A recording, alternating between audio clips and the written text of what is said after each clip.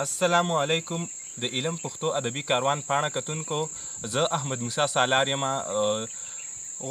څو مشرانو غوښتل چې زه خپل شعرونه تاسو ته واورم، نو د هغې دپاره راغلی یم او داسې د غرونو لمن ته راغلی یم چې تاسو ته شعرونه در واوروم.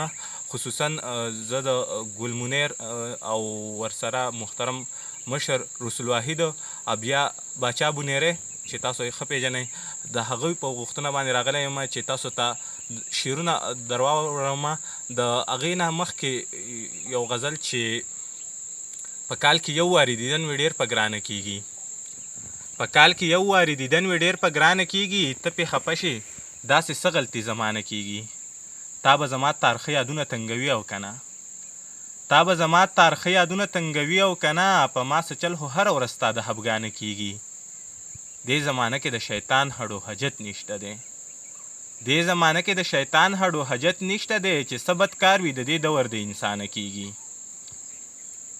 ته به د جنگ جنون راغستی راغلی خو، ته به د جنگ جنون راغستی راغلی خو، د چا تپوس وکړه چې ګټه د افغانه کېږي.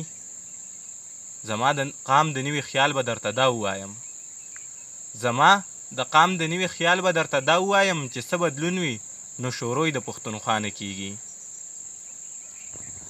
حسن دې دومره ګوری نه دی چې مغروره نه شي، حسن دې دومره ګوری نه دی چې مغروره نه شي، دا څه چې کېږي په ما دا دې د پیزوانه کېږي. حسن دې دومره ګوری نه دی چې مغروره نه شي، دا څه چې کېږي په ما دا دې د پیزوانه کېږي. او هغې ته وایه چې په ځان ساړوبي مه راوله، هغې ته وایه چې په ځان ساړوبي مه راوله، د قسمتونو فیصلې خو د اسمانه کېږي.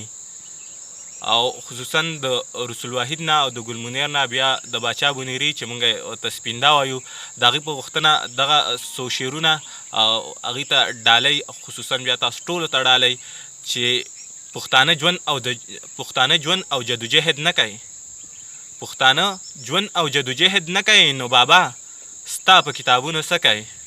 دا د دروغو په مسلک خلک دی، دا د دروغو په مسلک خلک دی، دوی د رښتیا په کتابونو څه کوي؟ رور د خپل خور لاس کې کتاب ولیدو، نن وې دا په کتابونو څه کوي؟ د دوی غلام ابن غلام ذهنونه، د دوی غلام ابن غلام ذهنونه، دوی د بقا په کتابونو څه کوي؟ کلم به کېږي ستا ټوپک به کېږي، کلم به کېږي ستا ټوپک به کېږي، لمبې زما په کتابونو څه کوي؟ او هغې زما د ژوند کتاب لوستلی، هغې زما د ژوند کتاب لوستلی، د دنیا په کتابونو څه کوي؟